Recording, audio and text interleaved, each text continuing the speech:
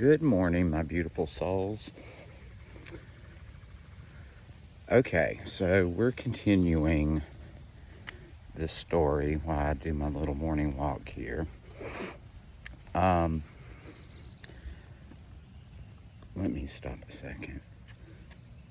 It's really important that I get this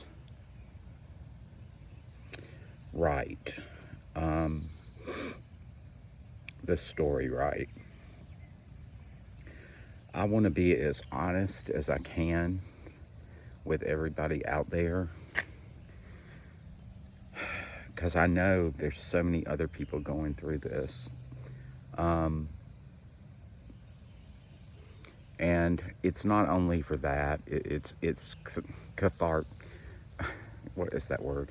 It's cathartic for myself, that I be as honest as possible about this.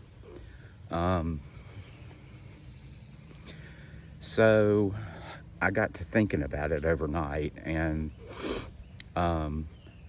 let me back up a little bit in this story, because I want you to understand the depth of deception here and how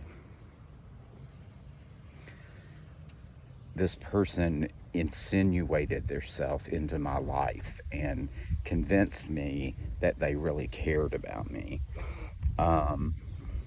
So as I mentioned, he played on my empathy, and I'm truly an empathic person, and I feel things in rooms and around other people. I absorb their energy almost. And, it gets, before I understood how empathic people work, I was not clued in about that. So, I interpreted all of those things as my own feelings. And a lot of times it's projections that are being thrown on me from other people. And as I mentioned, the big empathy card he played with me was the fact that his mother had passed away, and, how much he missed her. And like I said, I'm so blessed to have a really loving mother that would do anything in the world for me. And, I really thought that this guy just might be the one. So after he gained my trust,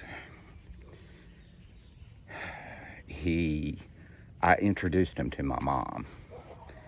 And I don't do that, until I, feel very confident that they're worthy of that. And, after I introduced him to my mother, of course, he used his charm, his endless charm, to gain her trust. So, she really liked him. And to the point that she even, I don't know, I wouldn't say she gave me her blessing, but she allowed him to spend the night over at the house with us and stay with me. So, he's around my family now. And it's just me and my mom. But, she liked him too. So that just reiterated and, furthered the fact that, this guy might just fit in with my life. And, he told me how blessed I was to have my mother, and, that I should cherish that, and, all the right words, all the right things. And, she almost kind of became like a second mom to him, because my mother has extreme empathy as well. And although she doesn't absorb I think, people's feelings in the room the way I do. But, so, you know, now he's got my mom's trust too. And, you know, he did little things to further that connection with her.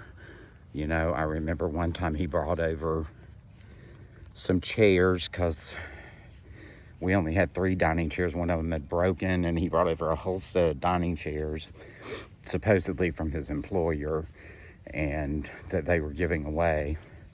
And it just happened to like go with the table that, you know, she needed a whole set of new chairs for. And, you know, we couldn't afford that. So once again, you know, he's the hero.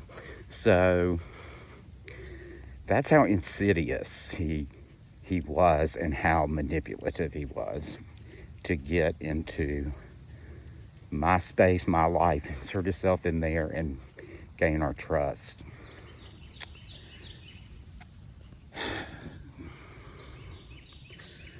So, you know, I just wanted to point that out, you know, that he played that empathy card. And, you know, I figured he was rather down on his luck like I was at the time. He was working and had a job, although he said, you know, he made a pretty minimum amount of money. So I'm going out, you know, before I introduce her to him and everything, I'm spending so much money on hotel rooms and things so the two of us can be alone and develop this relationship and, you know, of course, do what adults do. And, you know, I'm putting this on my mother's credit card because I have no money and I have no job. And I'm looking for a job and I can't find one. And, you know, I'm not looking for I'm just looking for a simple job to get started. So there seems to be some kind of blockage there with me getting a job, because I usually don't have that much trouble finding, you know, just a minimum job anyway. But, you know, that becomes like this epic struggle. And every time I think I've got